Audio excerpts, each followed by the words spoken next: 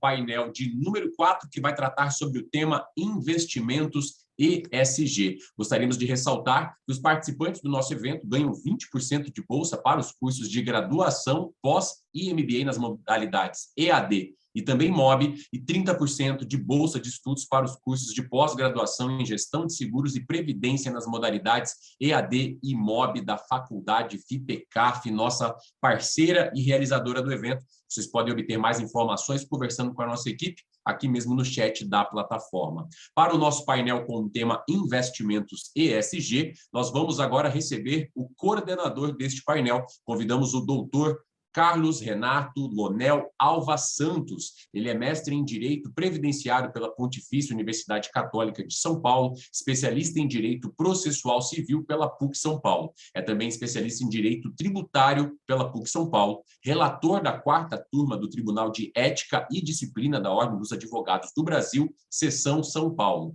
Ele é advogado, atualmente no exercício da função de gerente jurídico e de conformidade da entidade fechada de previdência complementar Metros, Instituto de Seguridade Social. Para mediar o nosso painel, nós convidamos o doutor George André Wilrich Salles. Ele é graduado em processamento de dados pela Faculdade de Tecnologia da Baixada Santista, FATEC-BS, e em Direito pela Universidade Metropolitana de Santos, Unimes, e também em Ciências Contábeis pela Faculdade de Economia, Administração e Contabilidade da Universidade de São Paulo. Ele é pós-graduado em Conhecimento, Tecnologia e Inovação pelo MBA da Fundação Instituto de Administração FIA da USP. É mestre em Contabilidade e Controladoria pela FEA USP, na linha de Mercado Financeiro e Finanças. Ele também é doutor em Administração de Empresas na Universidade Presbiteriana Mackenzie, na linha de Finança,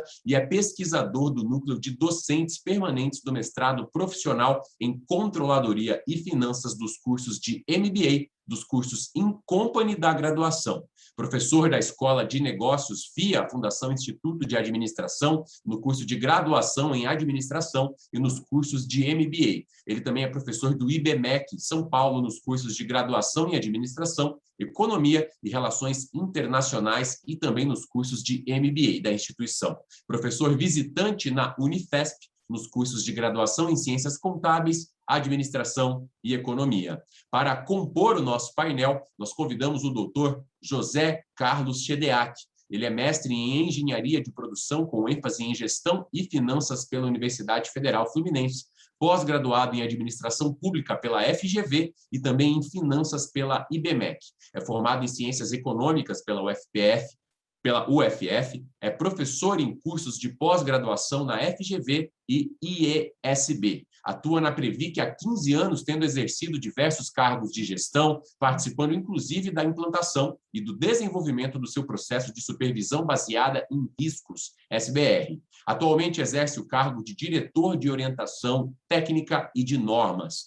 Recebemos ainda para o nosso painel o doutor Fábio Coelho. Ele é presidente da Associação de Investidores no Mercado de Capitais, AMEC, e professor da FGV. Foi presidente da Previc, o regulador de fundos de pensão do Ministério da Economia, e teve passagem pela área econômica do Banco Central, é engenheiro civil e também doutor em economia. Recebemos para o nosso painel ainda o doutor Everaldo França. Ele é engenheiro eletricista pela Escola Politécnica da USP, sócio fundador da PPS Portfólio Performance, consultoria focada em investimentos de fundos de pensão, consultor credenciado pela CVM, instrutor da Uniabrap, professor de programas de MBA da FIA e palestrante frequente em eventos no exterior sobre investimentos. Senhoras e senhores, passamos a palavra neste momento para dar início ao nosso painel de número 4, ao nosso coordenador, doutor Carlos Renato Lonel Alva Santos.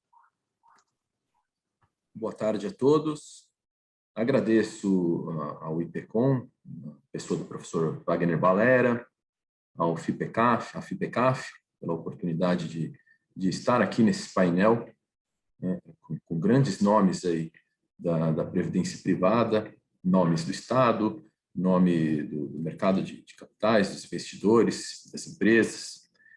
Agradeço aos apoiadores, a OAB-Prev do Paraná, a Comissão de Previdência Complementar aqui da OAB-SP, de São Paulo, ao BNP Asset, à PEP, ao CDS, à CAMES, Câmara de Mediação e Arbitragem, ao ABCPrev, ao IBA e à FUNPRESP.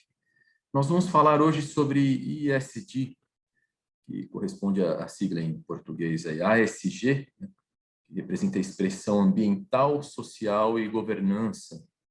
São 3 fatores importantes aí de avaliação das empresas no que diz respeito à sustentabilidade, né? Como essas empresas tomam suas decisões, aportam seus recursos.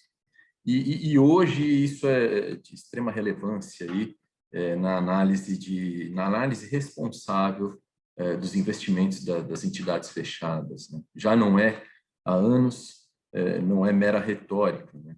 Está aí a resolução 4661, que torna obrigatório aí as entidades fechadas de previdência complementar considerar esses aspectos na análise do risco, até com uma certa razoabilidade, né? Ela menciona sempre que possível, mas hoje em dia está cada vez mais possível fazer essas análises, né?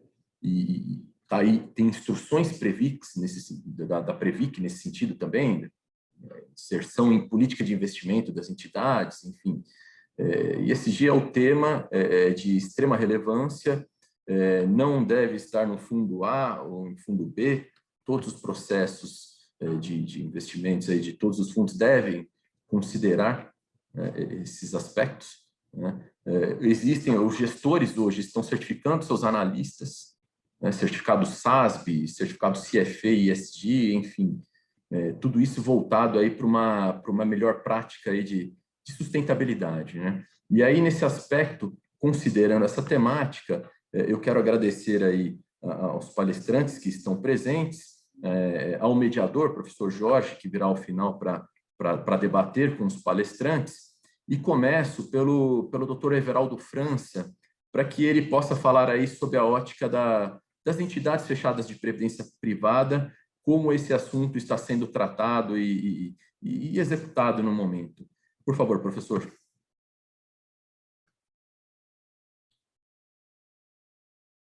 O microfone está fechado, professor Everaldo. Pronto. Agora me ouve? Sim. Tá bem, desculpem. Boa tarde a todos. É um prazer estarmos aqui. Shediak, há quanto tempo, né? Temos um painel juntos ontem. E obrigado ao IPCOM pelo convite. É sempre um prazer debater e discutir novos rumos para a nossa previdência complementar, que é importantíssima, não é? Eu diria o seguinte: nós temos o aspecto dos fundos de pensão domésticos, temos os grandes investidores internacionais. E, independente de definições sobre o que é ESG, etc., as coisas mais técnicas eu deixo para o nosso grande especialista, Fábio Coelho, tirar dúvidas do que seja, não é? Mas indo diretamente à pergunta, não há um investidor grande sequer com quem eu converse internacionalmente, sejam os da Ásia, da Europa ou do hemisfério da América do Norte, que não manifeste a preocupação com o ASG em primeiro lugar. Em primeiro ou em segundo lugar, é uma grande prioridade por parte deles. Sobre tudo, eles perguntam, colocam isso adiante de qualquer possibilidade na análise de investimentos. E, do nosso ponto de vista, bem, esse movimento é muito forte, obviamente, nos países ricos, e ele está ganhando importância, ganhando tração aqui no Brasil neste momento. Inclusive, a pandemia trouxe muito à tona o aspecto social, porque mostrou o quanto é perniciosa essa má distribuição de renda que nós temos no Brasil, e, aliás, no mundo inteiro existe má distribuição de renda. Isso ficou muito evidente por ocasião do estabelecimento da pandemia da Covid. E os investidores, o que eles fazem é pressionar as empresas, direta ou indiretamente. O poder do investidor está no seu dinheiro e em dizer, olha, eu não vou comprar suas ações, eu não vou comprar os seus títulos de dívida. Para os emissores, claro, se eles tiverem menor demanda pelos seus títulos, eles vão ter que vender os títulos mais barato. E isso piora o custo de captação dessas empresas.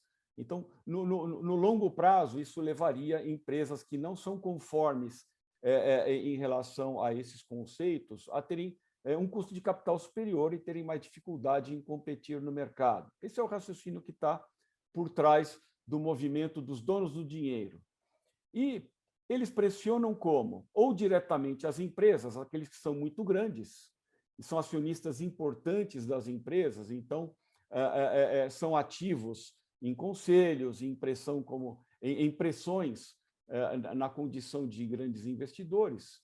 E os menores, que investem através de fundos e, portanto, são acionistas indiretamente das empresas, pressionam os seus gestores. Olha, eu estou aqui rodando um processo de seleção de fundos, um processo de seleção de gestor para uma carteira minha. Você, querido gestor, como você conduz a análise dos critérios ASG nas empresas em que você vai investir?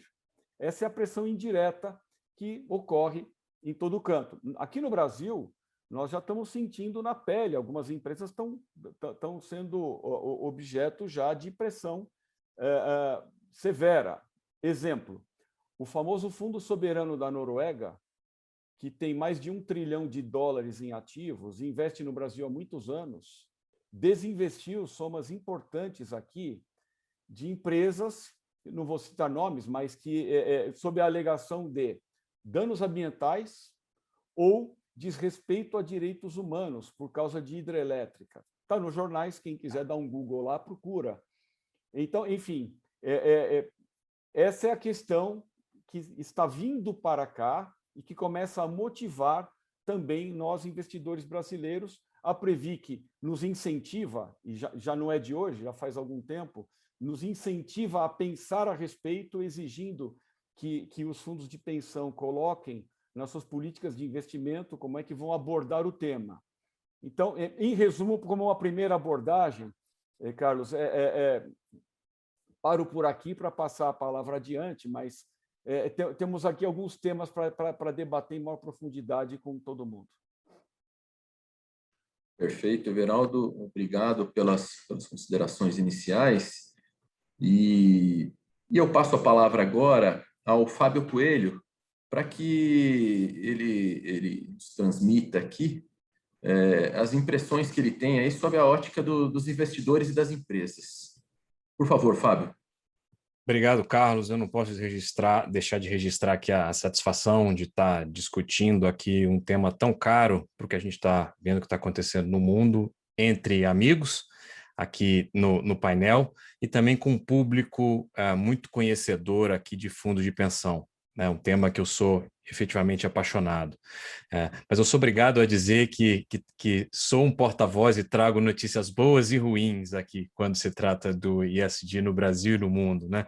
Notícias boas é que a gente tem visto aqui uma grande oportunidade de você ter alinhamentos aqui que passam desde o lado dos investimentos, que é um pouco de onde eu vou me concentrar aqui em navegar, mas também de posicionamentos importantes do lado social, sobretudo, mas também do lado aqui ambiental, principalmente o lado climático, do que a gente está vendo que está acontecendo no mundo. Não vou entrar muito no detalhe aqui, mas é importante dizer que o Acordo de Paris, que tem signatários de países no mundo inteiro, tem buscado um alinhamento para a redução de emissões ou da pegada de carbono. Então, grandes potências tem se debruçado sobre isso. É um tema que a gente ainda está, de alguma maneira, engatinhando aqui no Brasil, mas que é sempre importante mencionar.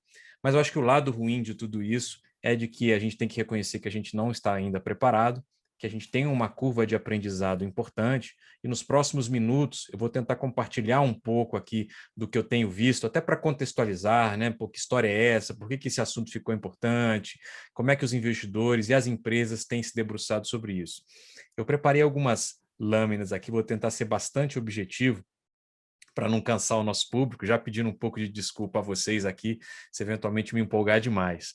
Eu vou chamar aqui do fenômeno, né? Do fenômeno ESG. Por que fenômeno? Porque esse assunto efetivamente não é novo. Esse pessoal pouco mais experiente aqui no mundo corporativo vai se lembrar de responsabilidade socioeconômica das empresas, de sustentabilidade, etc. Ganhou diversas nomenclaturas aqui ao longo do tempo, mas ele foi acelerado, ele foi catapultado ao que eu vou chamar aqui de mainstream nos últimos anos. Tá? Eu separei aqui essa conversa em 4 pontos, em alguns eu vou passar muito rápido aqui em benefício do tempo, mas eu vou tentar, de alguma maneira, dar uma visão bastante abrangente do que significa. Eu gosto de me voltar aqui para onde eu consigo pisar com um pouco mais de segurança, que é o mundo efetivamente da ciência, né? E a gente tem os nossos filósofos aqui dessa área de conhecimento, os filósofos da ciência, e tem um que é muito especial, o Thomas Kuhn, que ele faz uma referência aqui às mudanças de paradigma no mundo da ciência. Ele diz, olha, o velho vai conviver com o novo e tem hora que é muito velho, daqui a pouco você começa a ter mudanças de entendimento, seja por parâmetros sociais e etc., até que em um determinado ponto você já não consegue mais diferenciar o que é o velho, o que é o novo, e o velho acaba perdendo espaço. Eu acho que a gente está exatamente neste momento hoje, quando o assunto se trata do ESG.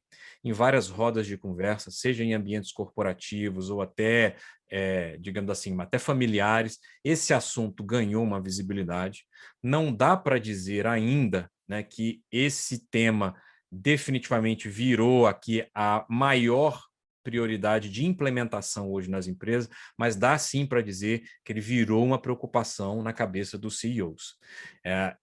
E nesse processo aqui, eu vou me acelerar, né? Vários drivers vão explicar isso. Vários posicionamentos, várias mudanças que estão acontecendo no mundo. O Everaldo já deu a deixa aqui de grandes investidores institucionais que estão buscando posicionamentos. A gente teve outros aqui também ao redor do mundo, a própria BlackRock, Vanguard, grandes institucionais exigindo posicionamentos de onde eles alocam seus recursos. Os governos no mundo inteiro preocupados com essa regulação.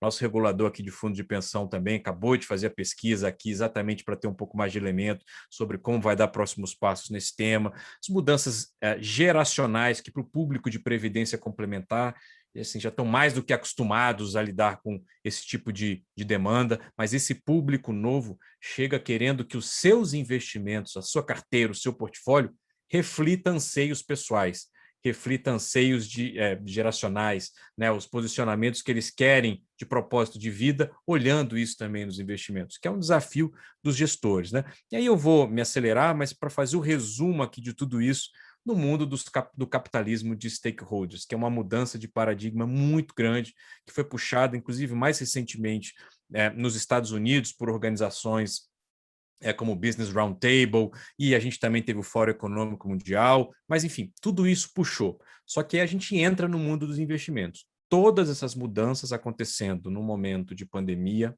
onde os bancos centrais ao redor do mundo cortaram suas taxas de juros para tentar estimular as economias, a economia real, juro baixo no mundo inteiro, e a gente está vendo algumas oportunidades aqui que surgem nesse mundo aqui de emissões aqui, até com um selo verde, né? Aí vem sempre uma pergunta, puxa vida, né? Será que entrar ou conhecer aqui do mundo de investimento e começar a praticar faz sentido do ponto de vista de alocação de recursos? Eu acho que tem respostas aqui no curto e no longo prazo, que é algo muito, muito caro aqui para o mundo da previdência. Mas eu vou colocar uma outra lente aqui agora, eu vou tirar a lente do investidor institucional e vou colocar a lente aqui das empresas, né? A gente está vendo aqui as cobranças, os posicionamentos que os investidores têm tido, mas como é que as empresas estão lidando com tudo isso? O Carlos citou, né, uma referência aqui de divulgação de informações, tem um monte, SASB, etc. Mas eu digo o seguinte, né? A gente está falando aqui de instituições.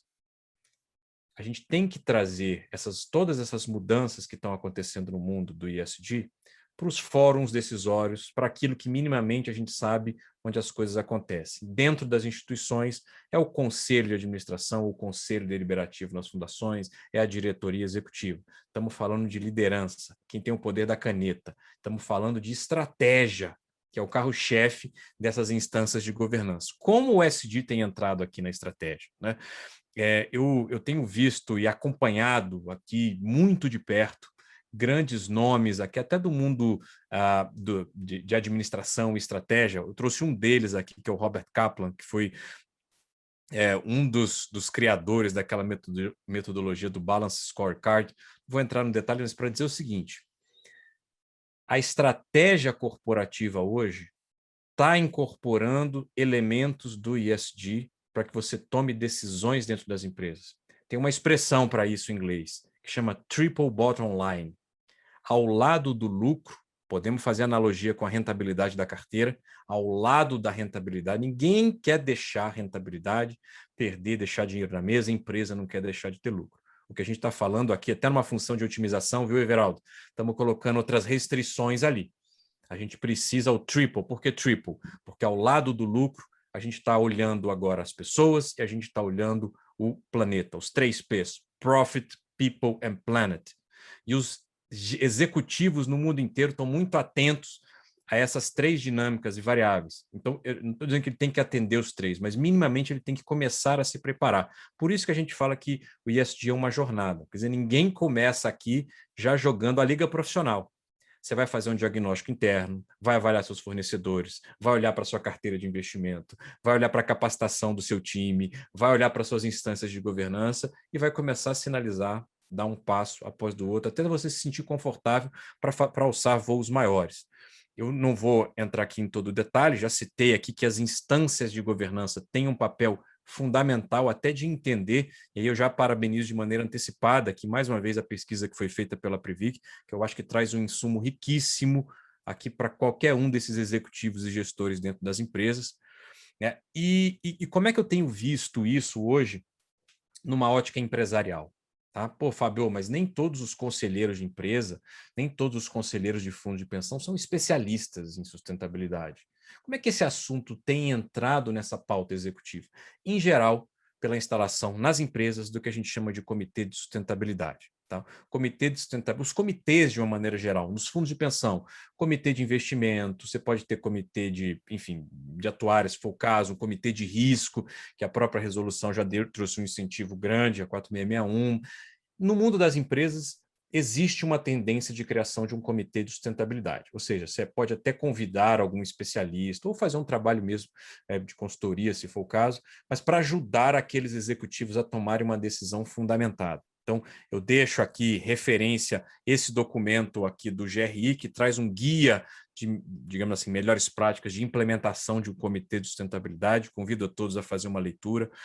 No mundo das empresas, elas muito preocupadas com a cadeia de fornecedores. A gente tem visto aqui, muito comum, né? Uma empresa que produz, enfim, roupa, que esse é um caso verídico, né? Moda, né? Mas que, assim, que é um produto que lá ele garante que todos os seus colaboradores internos tenham diversidade, tenham pautas, tenham respeito, mas o fornecedor da matéria-prima dele, que está em uma outra localidade, pode ser que empregue trabalho escravo, trabalho infantil. Quer dizer, hoje, dentro das empresas, essa é uma preocupação de você olhar a cadeia inteira. Podemos fazer uma analogia, né? Hoje, Fábio, eu sou um fundo de pensão que só faço investimento passivo num gestor terceirizado. E eu não tenho nada a ver com isso, o que está acontecendo com o meu investimento. É óbvio que você pode ir lá no seu gestor, como disse o Everaldo, fazer uma cobrança. Olha, eu queria que você garantisse que, pelo meu perfil de participante, eles não querem ter empresas desse setor, eles não querem ter isso, aquilo, eles não querem garantir que não existe trabalho escravo e etc. E a gente pode pensar que esse mundo da sustentabilidade está ligado aqui a empresas que têm um impacto, talvez, ambiental mais pesado, que não é verdade. Eu trouxe aqui o exemplo da Visa, ou seja, uma empresa eminentemente do setor financeiro, e essa é uma tendência super interessante, né, das empresas fazendo seus diagnósticos aqui, do que eventualmente eles podem melhorar em seus processos, carimbando esses recursos. Eu preciso de uma fonte de recursos para transformar o meu modelo de negócio ou para reduzir uma emissão. No caso da Visa, era para fazer uma transformação aqui do seu processo para uma economia de baixo carbono. Emitiram títulos para esse projeto, Green Bonds. Grande oportunidade de investidores institucionais. De um lado, buy side, de fazer aquisição desses ativos, eles são recursos carimbados, muitas vezes não têm o mesmo nível de risco da própria empresa, e por outro lado, você está incentivando os outros 2 P's aqui do triple bottom line, né? E nessa linha, a Febraban emitiu um documento com guia de melhores práticas de emissão de títulos verdes, que eu também deixo como recomendação, e lá você vê quais são os setores que mais têm aproveitado essa dinâmica e etc. Eu não quero me estender muito, mas eu não posso deixar de falar, né, que nesse afã de todo mundo aprendendo, de todo mundo querendo dar o próximo passo, eu quero entender, eu estou vendo meu concorrente se posicionando, eu preciso me posicionar também. Eu acho que vem aqui o que eu mencionei na fala introdutória do notícias ruins, né, ou dos riscos envolvidos. Quer dizer, se você reconhece que você tem uma curva de aprendizado, degraus a serem ocupados, né? Que você tem, de fato, ali que fazer um exercício ainda de diagnóstico, de dar, enfim, e você já começa querendo se posicionar, vendendo algo que você não é, com um posicionamento sobre aquilo que você não pratica, às vezes no afã de até ter um interesse comercial, a gente chama isso aqui na literatura especializada do greenwashing, ou da maquiagem verde, de você, de fato, dizer que faz e não faz. E aí, pessoal, o que eu digo não existe demérito nenhum em você reconhecer que tem um passo a ser dado, que não precisa ter tudo organizado em 6 meses, você pode fazer isso ao longo de anos. O importante é você dar esse direcionamento pela estratégia das empresas. Eu não vou mencionar aqui esse slide, mas eu trouxe aqui, até na literatura, que ficou conhecido como 7 pecados do greenwashing, né? O que o pessoal tem feito? Muda rótulo, diz que faz, mas não faz, né?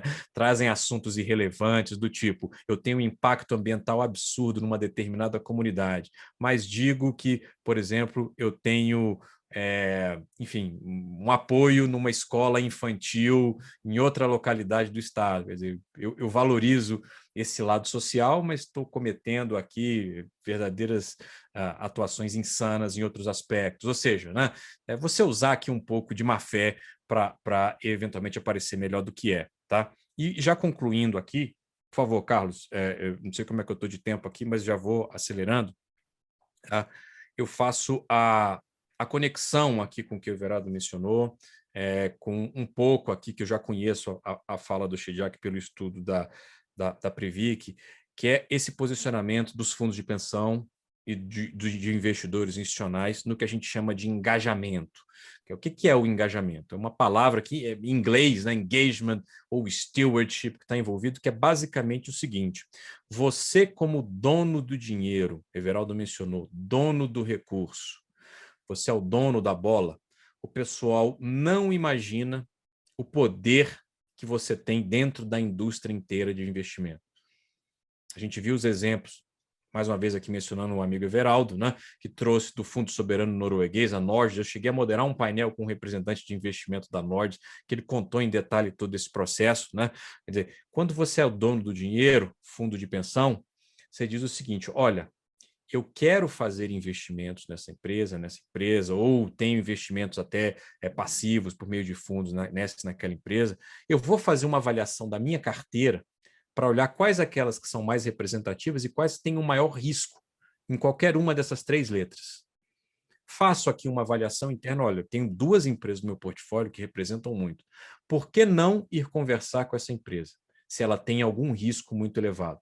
Esse diálogo, essa conversa, esse engajamento, que é um ponto-chave aqui nesse relacionamento entre os investidores e empresas. Fora do Brasil, é uma prática extremamente comum. Aqui a gente está aprendendo a fazer essas conversas, as empresas se estruturando para receber os investidores. E eu vou concluir aqui, né, dizendo que os investidores institucionais que queiram aprender um pouco mais, olhar os seus pares, o que eles estão fazendo, nós temos hoje no Brasil o que a gente chama do Código Brasileiro de Stewardship, que incentiva, dá orientação técnica sobre como esse relacionamento dos investidores com as empresas pode ser feito, inclusive com um grande número de relatórios que os signatários eles produzem, né, contando um pouco dessa história, dessa trajetória, quais foram os passos que foram dados, como é que eles capacitaram. Então, lá no site da AMEC, esses relatórios estão disponíveis. Dá uma folhada que você vai ver, por experiência de outros, como é que esses passos nos degraus aqui que eu mencionei, eles foram dados. Carlos, eu vou agradecer aqui, te devolvo aí a palavra ficando disponível aqui para a gente continuar esse bate-papo. Fábio, eu agradeço a apresentação, extremamente importante esse conceito filosófico do velho e o novo, da necessidade aí de sopesamento do que o dono do dinheiro objetiva e do que faz bem para a sociedade como um todo, enfim, muito importante. E continuando aí com os trabalhos, agora eu passo a palavra para o José Carlos Chediak, para que ele comente aí a visão do Estado, sobretudo considerando aí o relatório SG recentemente divulgado pela Previc, já citado pelo Fábio Coelho, o que o Estado enxergou aí do sistema de previdência privada fechada, enfim, e se de repente o que vai acontecer, quais são os próximos capítulos aí com relação à condução do sistema, enfim. Chediak, por favor. Boa tarde, Carlos. Boa tarde, Fábio, Jorge, Everaldo. Né? É um prazer. Né? A gente tem dividido alguns painéis. Né? Tenho dividido um painel com o Everaldo, sempre estou com o Fábio. Né? Acho que é importante essa discussão de SG. E como o Fábio falou, realmente é um assunto que tem ganhado uma força muito grande, tanto nacionalmente como internacionalmente. A Previc participa de alguns fóruns. Né? A Previc é membro da IOPS, né? Que é uma organização que congrega os supervisores de fundo de pensão do mundo, né? E essa pauta é recorrente dentro desse fórum, né? Antes de falar efetivamente sobre a pesquisa SG, acho importante contextualizar como é que é essa agenda regulatória da Previc nesse processo SG. Na verdade, se pensar em SG, já plantou uma sementinha muito lá atrás, né, em 2009, a própria 3792, quando dizia que as políticas de investimento já tinham que observar de alguma forma princípios socioambientais nas suas políticas de investimento. Mas era uma sementinha, muito semente mesmo, né? E o assunto realmente começou a ganhar muito mais força aí em meados de 2015, 2016, né? Nas discussões, né, que a gente começou a participar de alguns fóruns, essa discussão veio, né? Nesse processo. Acho que meu microfone está um pouquinho ruim, né? O pessoal está reclamando do áudio, né? Não sei se melhorou agora. Melhorou, Chediak, melhorou. Então, a gente plantou a semente em 2017, 2018, a gente fez essa conversa, o Fábio era na época diretor superintendente da Previc, né, e acabou que a gente, com a 4661, a gente conseguiu trazer uma diretiva mais assertiva, incluindo aí a questão de que os fundos de pensão, no processo de análise de investimento, passasse a considerar diretamente esses fatores ASG ou ESG, como da sigla, no processo de análise de investimento, né? Paralelo a isso, né, aí surgiram alguns normativos, a gente publicou a Instrução 6, hoje 35, dizendo a necessidade de incluir essa parte ASG na política de investimento por grupo econômico, preferencialmente, uma forma de realmente incentivar que isso estivesse mapeado dentro das fundações, né? A própria Instrução 12, aí, muito voltada para gestor, né, no sentido que não parece, apesar que a sigla não aparece, o socioambiental não aparece, mas o G aparece, né? A Instrução 12 da Previc trata da questão do processo de seleção de gestores e a gente diz que, né, exatamente que você tem que ter essa preocupação de governança, de sustentabilidade na escolha do gestor. E isso é um indicativo que o gestor que você está escolhendo tem que ter essa preocupação, sim, sobre esses aspectos de modo geral. Ele tem que ser esses valores éticos, esses valores de governança tem que estar previsto aí na escolha desse gestor. E, por fim, a gente, ainda em 2019, publicou o Guia da Previc, que tem um capítulo destinado especificamente à parte ASG, tentando conceituar, esclarecer, na verdade, orientar esse processo e tentar dar um pouquinho mais de ajuda no entendimento da matéria, né? Então, esse contexto assim, normativo / orientativo da Previc. Tendo isso em vista, falando um pouquinho da pesquisa, não vou entrar slide, não vou passar o relatório, acho que o relatório disponível no site da Previc, o relatório resumo. Lembrando que ainda a gente vai publicar ainda o relatório completo, tá? Ele só está em fase ainda, como ele é um pouquinho extenso, ele ainda está em fase, acabando a fase de revisão e a parte de diagramação, então acredito que em breve o relatório completo também estará disponível no site da Previc para quem quiser consultar. Acho o material bem rico, ele é bem mais completo aí do que o relatório que a gente está comentando. E é importante destacar que a pesquisa ela teve, na verdade, como objeto principal tentar entender, nesses últimos 3 anos de 4661 de orientações, como o mercado se comportou e como o mercado está vendo a questão ESG dentro, sob a ótica realmente do fundo de pensão. É importante destacar que essa pesquisa foi feita, ela foi facultativa, ela não foi obrigatória. Então, nesse aspecto, e muito mais direcionada aos profissionais de investimentos, né, que trabalham na área de investimento. Então, ele tem um viés de quem trabalha no dia a dia. Ela teve até uma boa parte de respondentes, foram 93 fundos de pensões que, se você pensar em termos de valor, administram 700 bilhões de reais, o sistema está com 1,05, 1,6 trilhão, isso é aproximadamente, aí, para não fazer conta muito, 70% do recurso, 70% do recurso dos recursos estão nesses respondentes, né? É claro, dessa pesquisa, a gente tem realmente que 52 respondentes falaram que realmente usam o critério ESG nesse processo, né? Então, você tem uma abrangência, ou seja, um pouquinho mais que a metade respondeu realmente que tem a percepção ESG, e a gente, no resultado, a gente tentou tratar assuntos daqueles que utilizam o critério e daqueles que não utilizam. Então, a ideia foi, para quem utiliza, por que utiliza, como utiliza, em que frequência utiliza e qual é o resultado e a percepção. E para quem não utiliza, a ideia foi tentar entender o porquê não utiliza e o que faria ele futuramente utilizar.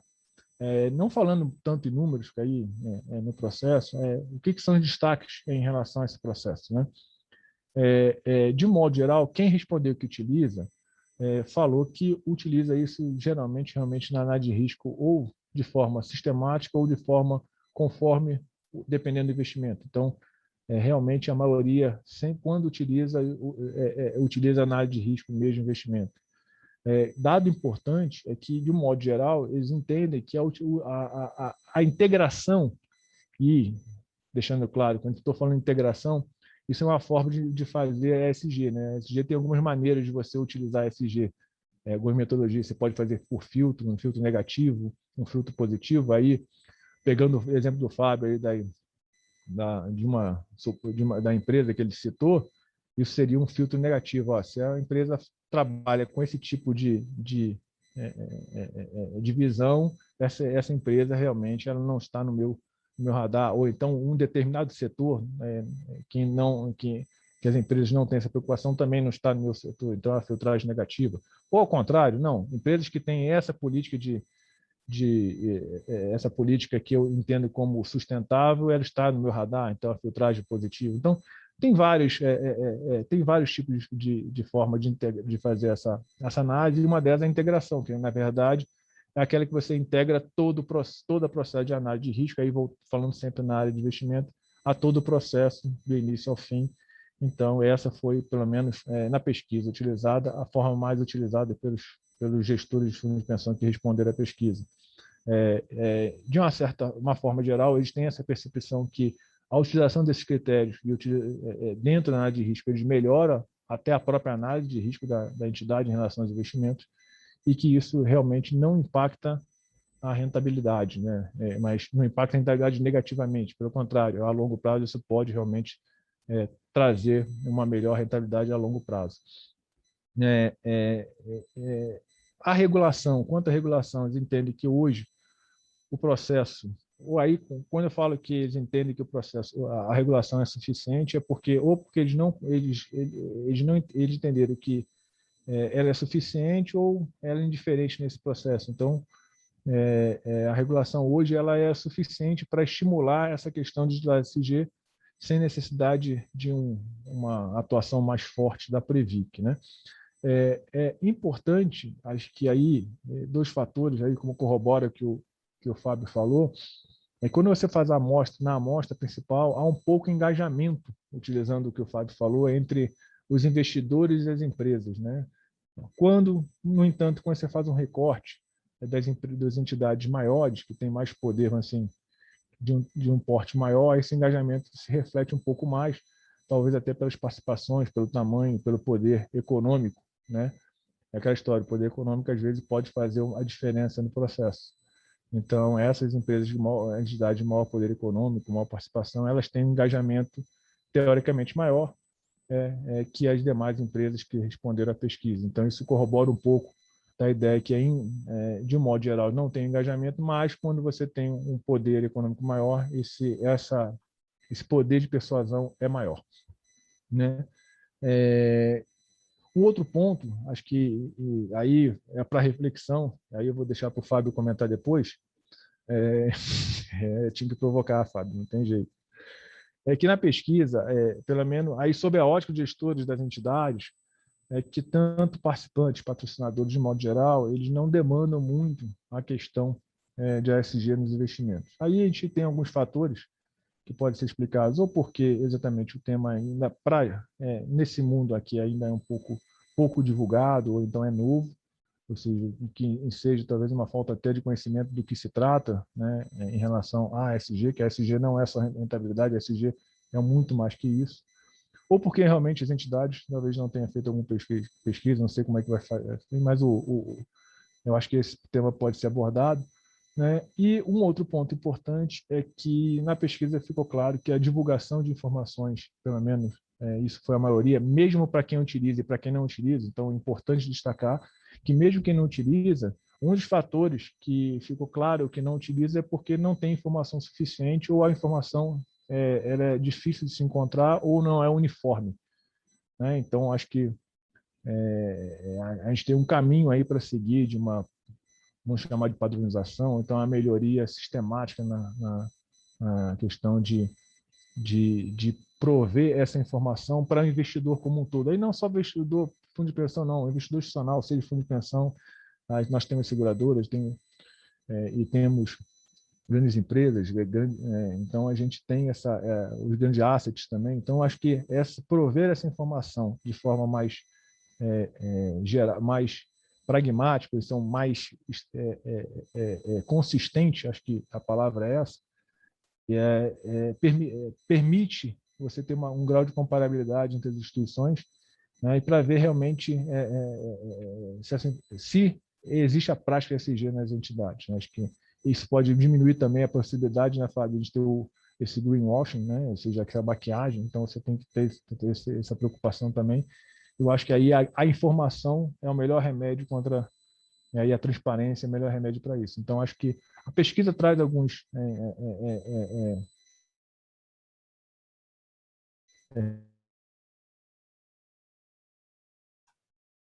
Acho que eu perdi o Shediac aqui. Shediac falhou. Realmente.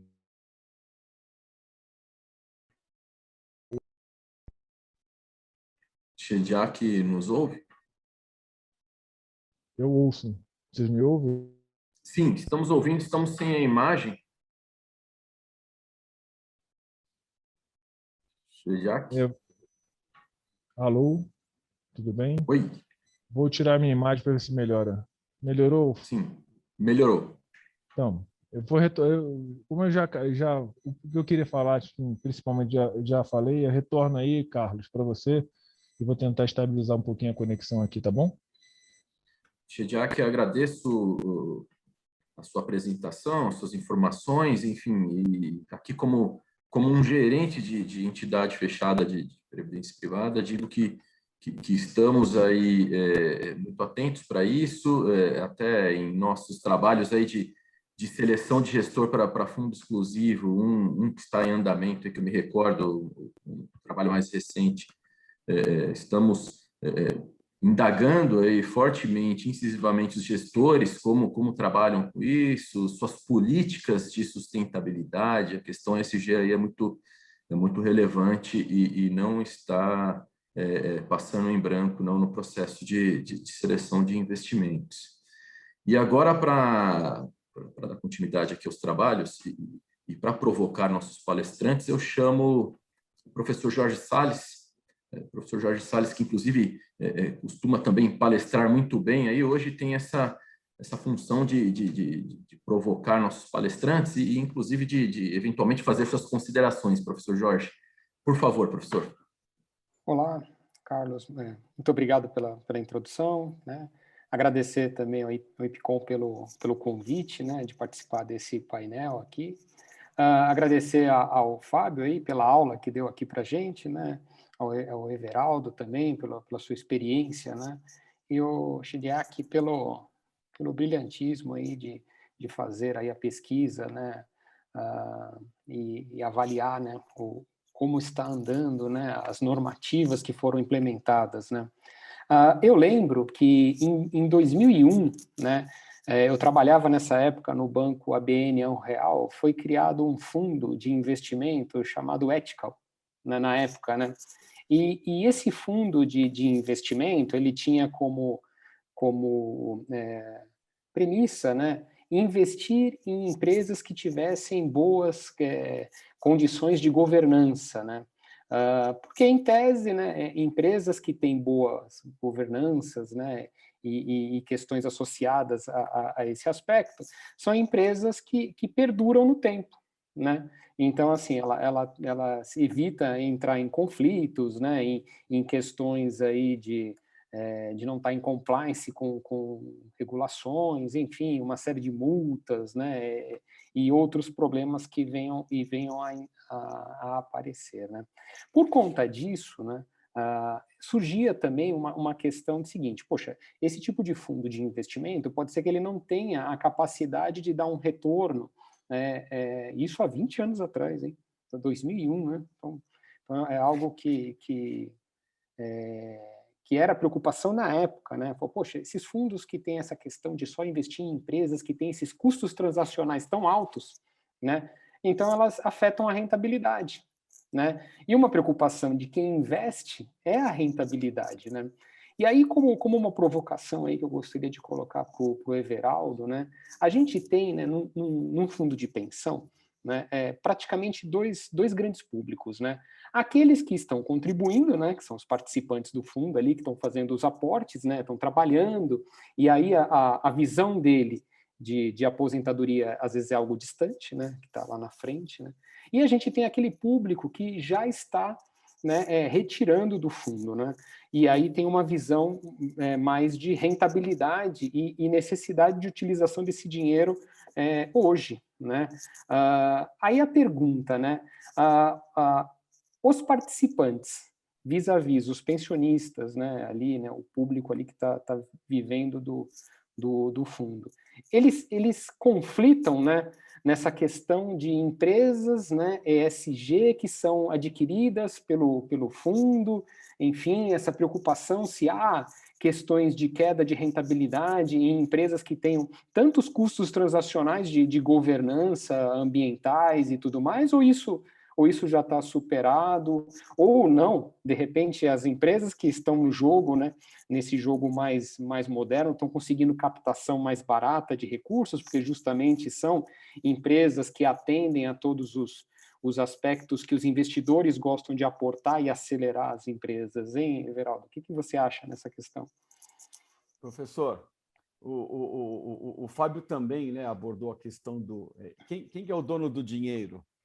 E aqui nós temos mais de um dono do dinheiro. Aliás, são milhões de donos de dinheiro, cada cabeça é individual. Mas se nós falarmos em grupos, vamos pensar não em planos BD, mas vamos pensar em plano CD. Se eu tenho um plano de contribuição definida, em que eu tenho gente jovem e eu tenho aposentados, todos com o dinheiro no mesmo caldeirão, eu acho que eu posso ter um conflito. Eu já tenho um conflito com relação a perfil de risco da carteira. Imaginemos, então, um plano CD que tenha perfis. Então, quem está aposentado está no perfil conservador, até está muito mais concentrado ou apenas concentrado em renda fixa, esse problema pode estar atenuado.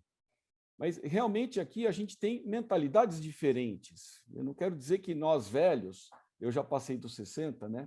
Nós sejamos muito cabeça dura, mas as gerações novas são mais preocupadas com estas questões.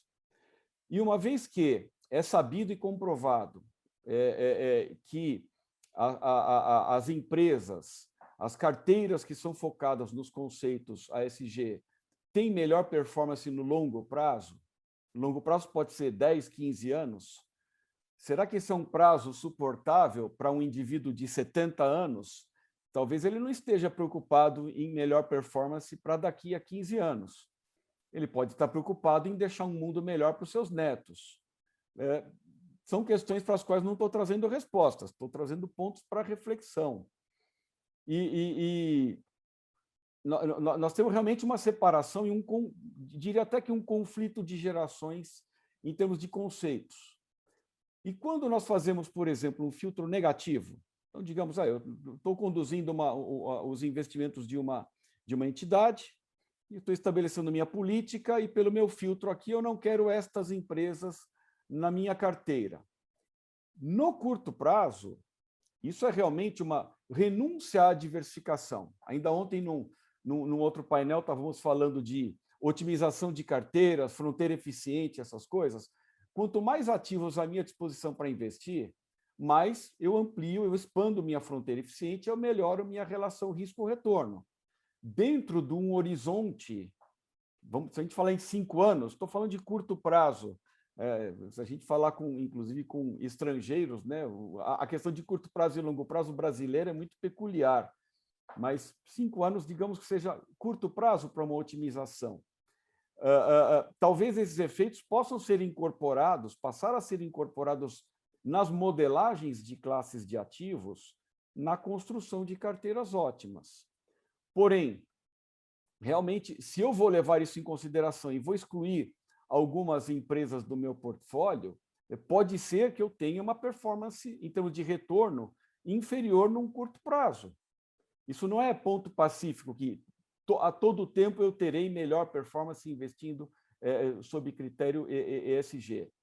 Então, há muitas discussões. Inclusive, eu li um artigo outro dia de um americano no Financial Times, criticando o capitalismo do stakeholder, que o Fábio Coelho acabou de mencionar, né?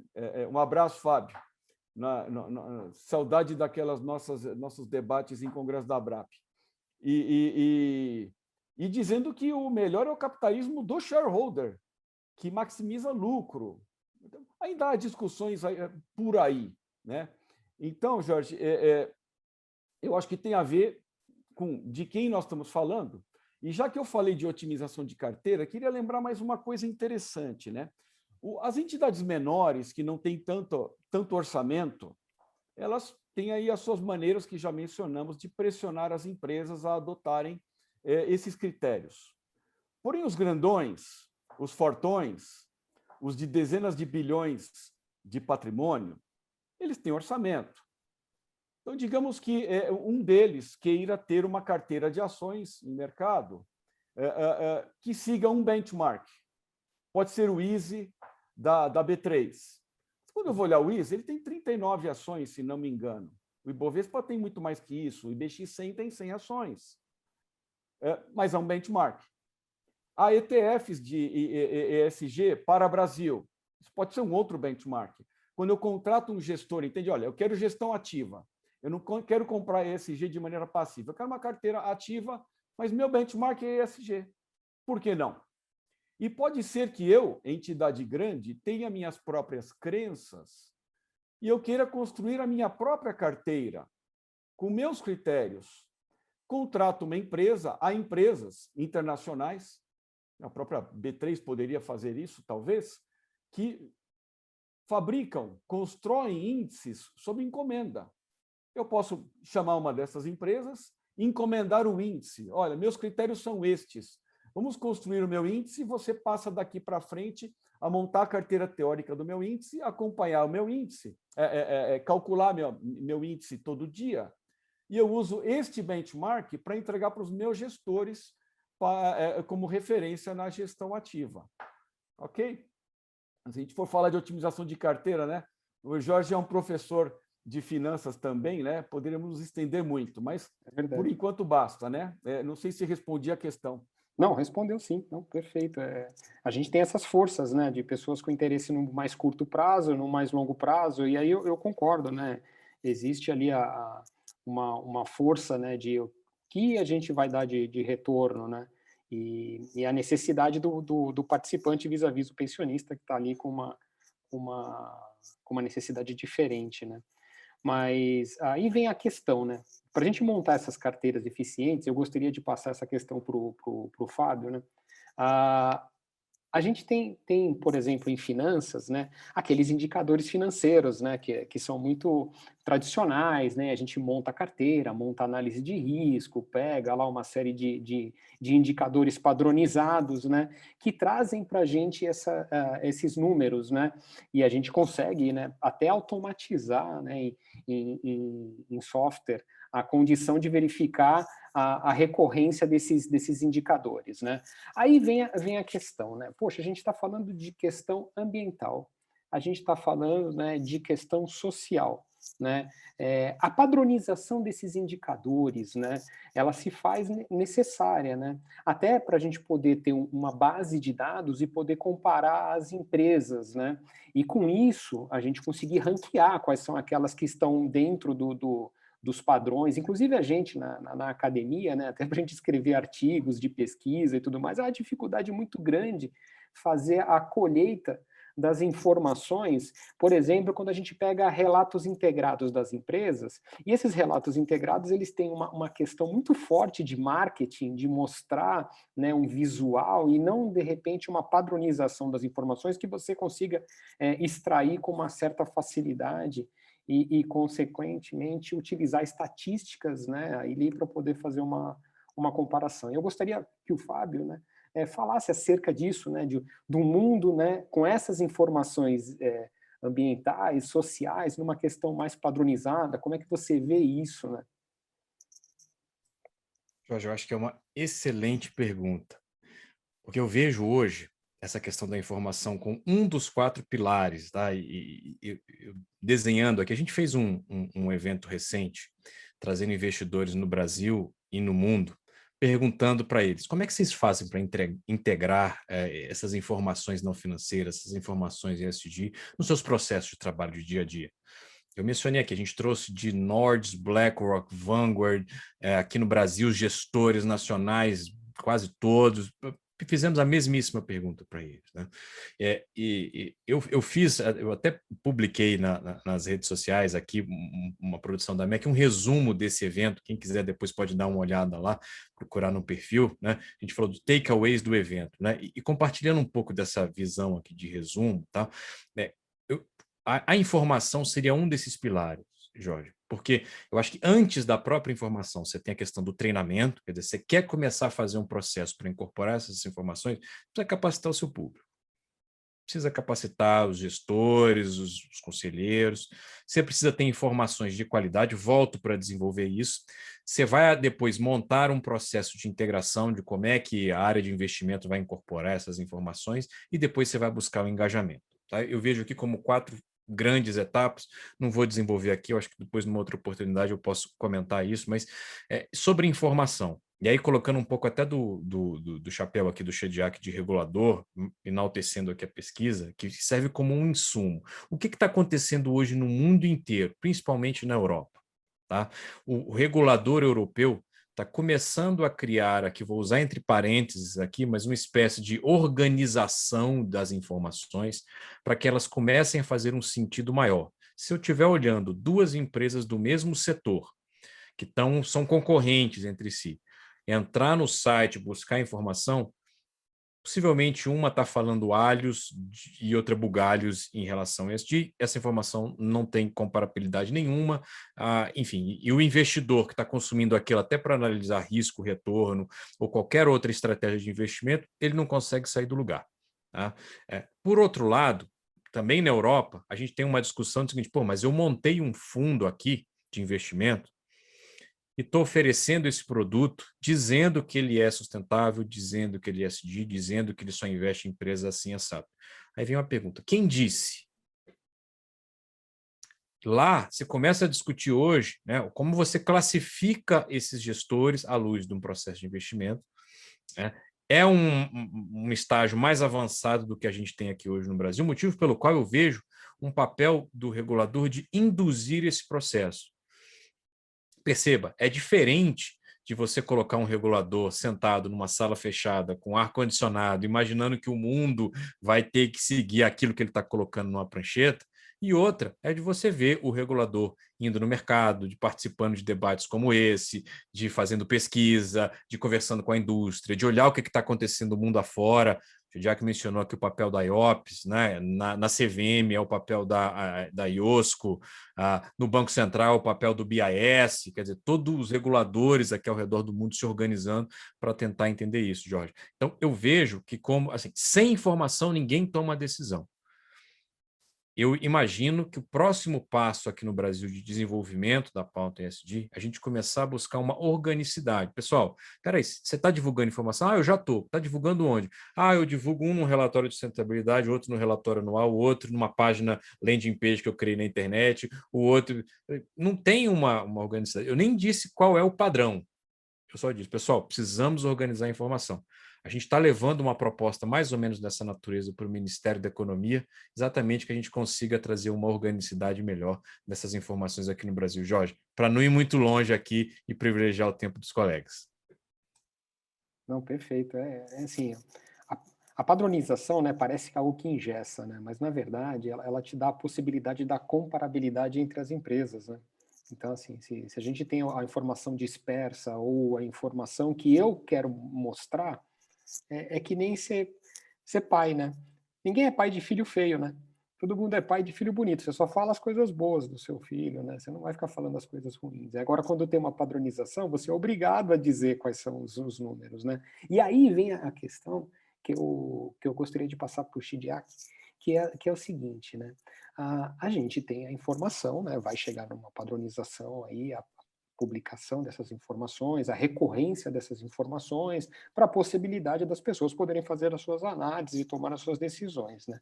Só que essas informações que são publicadas, elas têm que passar por uma auditoria, porque se é simplesmente a própria empresa, né, divulgando aquilo que ela coloca, né, a gente tem uma suspeição aí, né, com relação a essas informações. A pergunta como você vê o papel das auditorias, né, que hoje elas estão muito focadas nas questões mais financeiras, né, nesse sentido, de buscar essas informações e auditar, né? Você vê que realmente é o papel das auditorias ou vai ser algo mais descentralizado, enfim, né? Quais seriam, né, o papel desses grupos para dar a chancela e validar? Bom, Jorge, primeiro, eu acho que o papel de auditoria sempre é muito importante, né? Seja em qualquer sistema, porque é o processo de validação, de conformidade, é um processo técnico que busca validar as informações pelo processo bem técnico. Acho que é uma questão de tempo, a gente entrar no processo, incorporar, de certa forma, no escopo geral de uma auditoria, a questão de você buscar informações e validar que essas informações foram buscadas de forma correta, né? Mas eu acho que, na verdade, não faz sentido assim, chegar de um dia para o outro, assim, a partir de agora, no ano que vem, vai ter uma auditoria específica de ASG, em que agora é obrigado a confrontar todas as informações. A gente está um processo ainda de, como a gente falou, até de conhecimento, entendimento e divulgação de informação mais robusta, né? Então a gente não tem nem a informação, então quanto mais que você vai validar essa informação no momento. Eu acho que é um processo que a CVM tem buscado a melhoria no formulário de informação da empresa. O Banco Central está buscando também, a consulta pública do Banco Central tem buscado essa ideia de você uniformizar melhor essa parte de informações e transparência. Então acho que vai ser uma questão de tempo para que isso passe a fazer automaticamente parte de um escopo geral, pelo menos das auditorias. Então, ele vai fazer parte natural, ele vai entrar naturalmente, eu vejo que vai entrar naturalmente como escopo de auditoria, né?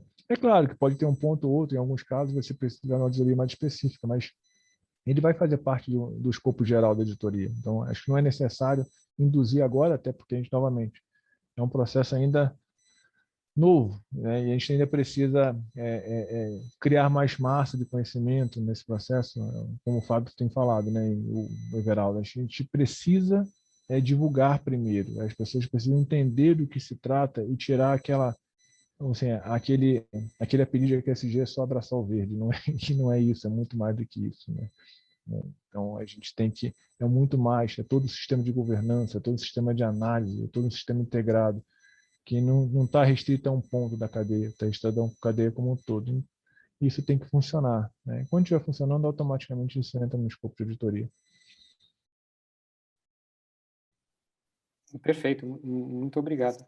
A gente costuma dizer, né, em aulas, assim, que essa questão da sustentabilidade, né, ela é como se fosse um banquinho de 3 pernas, né?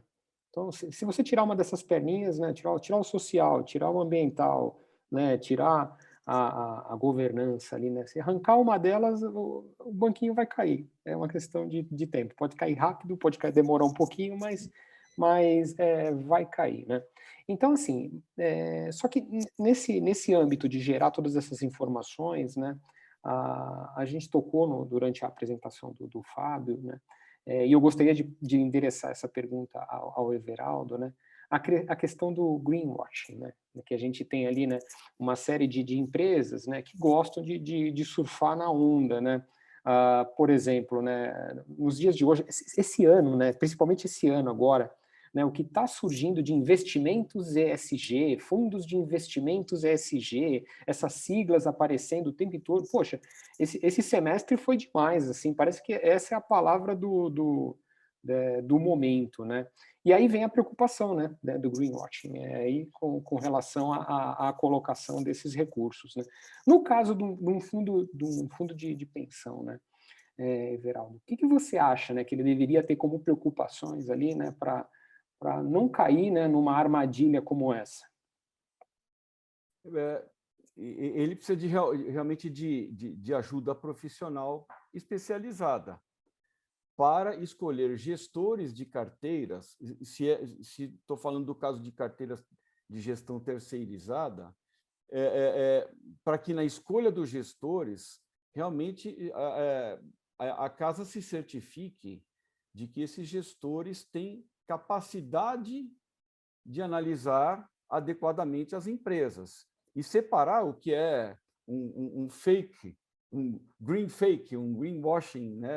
É só uma casca mercadológica de marketing que atrai os investidores, mas que não tem a profundidade apregoada quanto a esse aspecto, né? E quanto a isso, e tem vários aspectos relacionados ao greenwashing, né?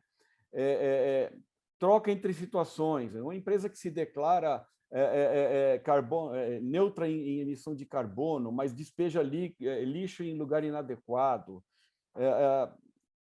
entrega informações imprecisas, entrega informações que não são passíveis de comprovação. Há mentiras, inclusive, e eu não falando do Brasil, falando do mundo. Ou irrelevância. O Fábio mencionou o exemplo de comitês de sustentabilidade. Então, digamos que uma empresa tenha um comitê de sustentabilidade e você vai lá e fala que bom que tem, está aqui o regimento do comitê, tudo lindo. Tá bem. Eu vou bancar o fiscal da Previc. Quantas vezes o comitê se reúne por ano? Sei lá, podem me dar a resposta que for, mas eu falo assim, me dá a ata. E aí, não, o que para mim não tem ata de reunião não existiu, não aconteceu. E eu descubro que só há comprovação de uma reunião de comitê uma por ano. Isso é um aspecto de irrelevância, porque me dá a impressão que é só para a gente ver, né? É um típico greenwashing aparente. Mas, no caso de nós brasileiros, vejam, não tem só aspecto negativo. Antes que eu me esqueça, quero lembrar, há uma matéria na Institutional Investor, do dia 18, sexta-feira passada, mencionando um caso muito positivo brasileiro, Magazine Luiza, e mencionando, também o que Shediac falou, né? Não é só abraçar a árvore, abraçar o verde e dizer árvore eu te amo, mas a questão social, a questão do tratamento dos colaboradores. Essa matéria menciona especificamente Magazine Luiza como uma empresa que anunciou, quando apareceu a pandemia há um ano e pouco, que não iria demitir seus funcionários, funcionário nenhum, em função de queda de vendas, em função de pandemia. Nós temos bons exemplos no Brasil também. Então, Jorge, voltando para a sua pergunta, eu diria que nós temos realmente que desenvolver capacidade de análise. Recorrendo a quem? Aos especialistas.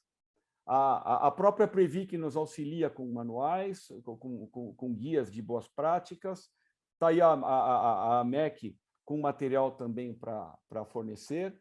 E existem consultores especializados. E, de novo, os grandões treinam suas próprias equipes e viram eles mesmos especialistas e provavelmente não precisam recorrer à força externa. Mas eu diria que o foco tem que ser na equipe gestora de carteiras de ações, não só de ações, porque a dívida também, né? Também na análise do crédito privado. E um último aspecto que eu considero muito importante, Shediac mencionou também, comunicação. Se 20 anos atrás a comunicação com o participante já era importante, agora ela é muito mais importante, principalmente para aqueles mais maduros, que ainda não perceberam que o mundo mudou e que no Brasil é muito mais difícil entregar resultado hoje do que era 5, 6, 7 anos atrás, porque o juro é menor. Aqui eu estou voltando à gestão, arroz com feijão de carteira de investimentos. As pessoas ainda não ajustaram suas cabeças.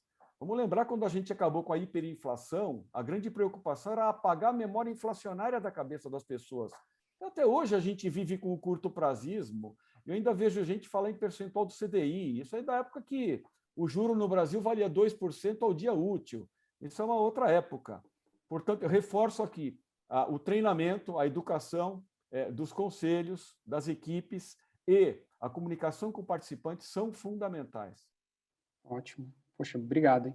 O Fábio levantou a mão, eu acho que ele tem a contribuir também nessa questão. Perfeito, exatamente, Jorge. Eu gostei muito da analogia que você fez aqui com o banquinho do ESG, mas de maneira muito respeitosa, eu acho que eu vou discordar parcialmente aqui, né, porque a gente tem uma leitura aqui dentro da MEC muito ligada àquela filosofia do tom que vem do topo, que as instâncias de governança devem organizar a pauta, enfim, estratégica dentro das empresas, que eu acho que eu diria que o banquinho é a governança. E o que a gente colocar em cima do banquinho, de fato, são os assuntos aqui ambientais, sociais e todos os outros processos de trabalho. O Walter Mendes, né, que é presidente da Vivest, e ex-presidente do conselho da MEC, mas está lá no nosso conselho, ele sempre diz, né, que essa visão aqui da governança corporativa que deve guiar todos esses processos. Né? O nosso novo presidente do conselho, Marcos Decales, uma visão também totalmente alinhada, e essa acho que é um pouco da nossa defesa aqui, né? Quer dizer, se você tem processo de trabalho organizado, instâncias decisórias e um conselho efetivamente atuando do ponto de vista estratégico, você consegue organizar essa pauta de maneira, digamos assim, mais suave, para não soar um pouco como essa questão aqui de um greenwashing e etc. Eu gostei muito da fala do Everaldo aqui, mencionando esses exemplos ao redor do mundo, mas só para concluir, se a gente para pensar que a gente tem uma governança corporativa estruturada dentro das corporações, né?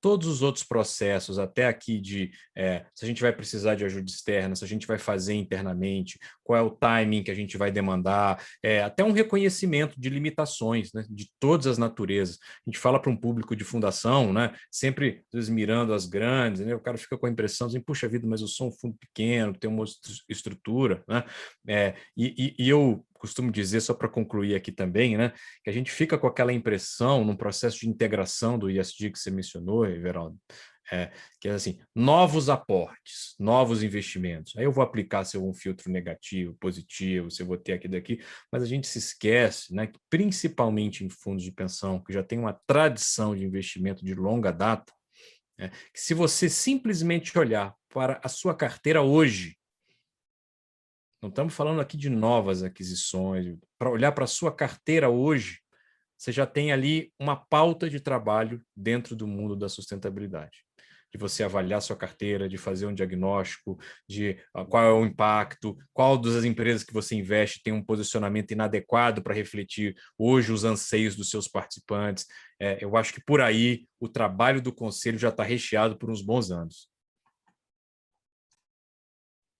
Isso aí, obrigado, Fábio. Agora, uma pergunta que eu gostaria de colocar aqui para todos vocês, né, e aí quem quiser abraçar, é o seguinte, né, ontem até teve um painel aqui no IPCOM que foi sobre longevidade, né? Se as empresas que são, né, empresas fortes na questões ESG, né, se alinha com essa necessidade, né, de aumento de longevidade das pessoas, né, em empresas com maior capacidade de superar os desafios, os novos desafios aí, dentro desse modelo ESG, se essa coisa casa, né? Então, o que vocês acham aí, de um modo geral? Posso? Por favor, Everaldo. Adoro falar de longo prazo, isso é uma paixão minha. Deixa eu comentar uma coisa. Eu estava num evento fora e teve um painel fantástico com assim, Fareed Zakaria, Francis Fukuyama e o ex-primeiro-ministro da Itália, Mario Monti, que pilotou a Itália no meio daquela crise das dívidas europeias terríveis. Mas logo no início do painel, eles falaram uma coisa que eu fiquei quase o resto do painel inteiro pensando nisso. E pode não ser novidade para muita gente, mas para mim foi naquela hora. Falaram assim, olha, tem um problema na democracia. Porque na democracia, as crianças e os que ainda não nasceram não estão representados.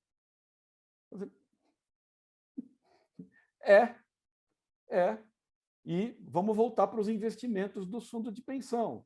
O que eu falei há pouco também. O velhinho está pensando, claro, no benefício dele, que é importantíssimo, é a sobrevivência dele, mas ele tem que pensar em que mundo vai deixar para os netos. Isso não é só a questão verde, é uma questão de distribuição de renda.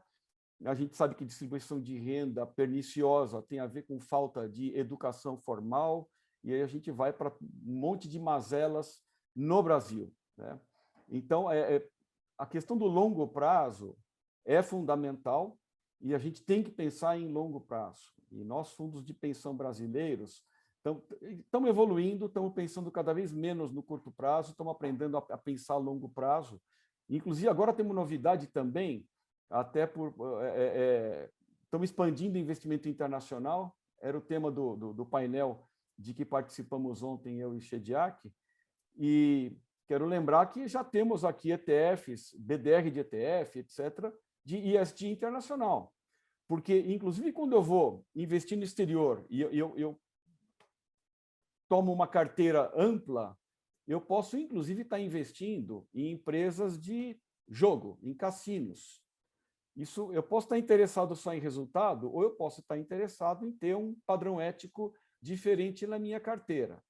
Então, para quem tem essa preocupação de, olha, não quero investir em empresas de armamento, não quero investir em cassino ou outra coisa que seja considerada inadequada, nós já temos aqui, inclusive, possibilidades de investimento internacional, já com critério ESG de ETF. Muito obrigado. Bom, eu acredito, Carlos, que o nosso tempo aqui está bem próximo, né, do fim. Eu não sei se cabe mais perguntas aí. Professor Jorge, estamos em cima da hora mesmo, tá? Pontualmente, aí, 16 horas e 50 minutos. Eu agradeço aos palestrantes, Fábio, Everaldo, Shediac, ao nosso mediador, professor Jorge. Certamente, as contribuições aqui servirão para o sistema tatear esse assunto ESG de forma mais sensível, né? Que a resistência que existe, e aí não é uma resistência comportamental, não me entendam mal, é uma resistência procedimental que decorre ainda da clarificação desse cenário, que vem se clarificando, que vai chegar aí talvez a não aspectos tão objetivos, em função das peculiaridades e da complexidade do assunto, mas que vai chegar a um bom senso, a um denominador comum. Então, as contribuições de hoje servirão aí certamente para isso. Eu agradeço a todos e devolvo a palavra ao nosso mestre de cerimônias, o Félix.